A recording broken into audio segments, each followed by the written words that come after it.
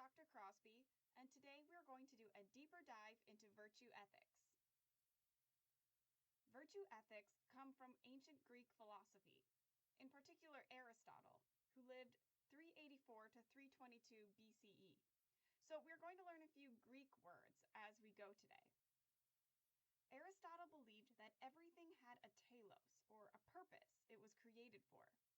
The telos of a knife is cutting. If my knife can't cut, it's not a good knife. The telos of a human, according to Aristotle, is to be rational. Why should we be rational instead of just follow our instincts? Well, the result of living towards one's telos is eudaimonia. Eudaimonia means you're living well. You won't always be happy necessarily, but your life will have friendship and meaning. To get there, Aristotle says we need to cultivate virtues in our lives and avoid vices. Virtues and vices are like habits. The more we practice them, the more natural they become. The four cardinal virtues are considered the foundation of the moral life. Fortitude, which means courage, justice, temperance, which means balanced, not overindulgent, and prudence, which means you take reasonable precautions. You aren't impulsive. We also need, last Greek word, phronesis, which is the practical wisdom to know how and when to apply the virtues to our lives. All the virtues become vices if we have too little or too much. So we aim for the golden mean in the middle. Here are some examples. You've probably heard the saying, patience is a virtue.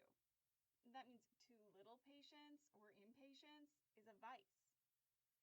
But it's also a vice to have too much patience. Then we become stuck and fail to progress as we should. Or take courage. Too little courage is fearfulness, but too much is being foolhardy. There are two main ways to become more virtuous. Practice, just like any habit, and surround yourself with virtuous friends. They will inspire you and encourage you to be your best.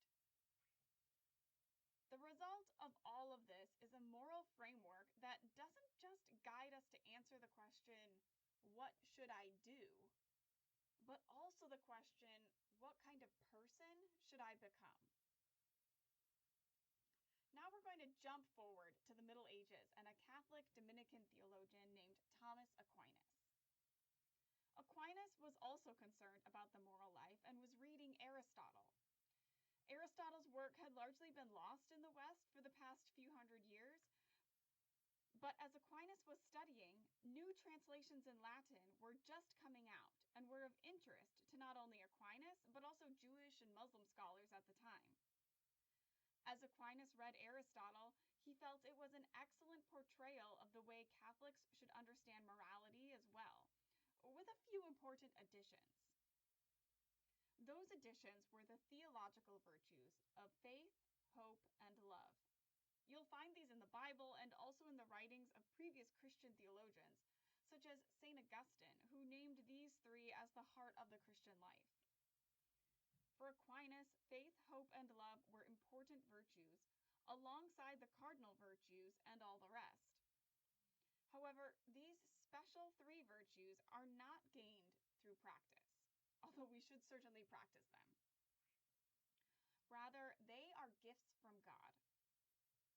Furthermore, unlike other virtues which follow the golden mean, you can never have too much faith, hope, or love. So while too little love is the vice of hate, there's no corresponding vice to describe too much love. Aquinas' articulation of virtue ethics is still the primary framework that Catholics use to understand ethics and morality today.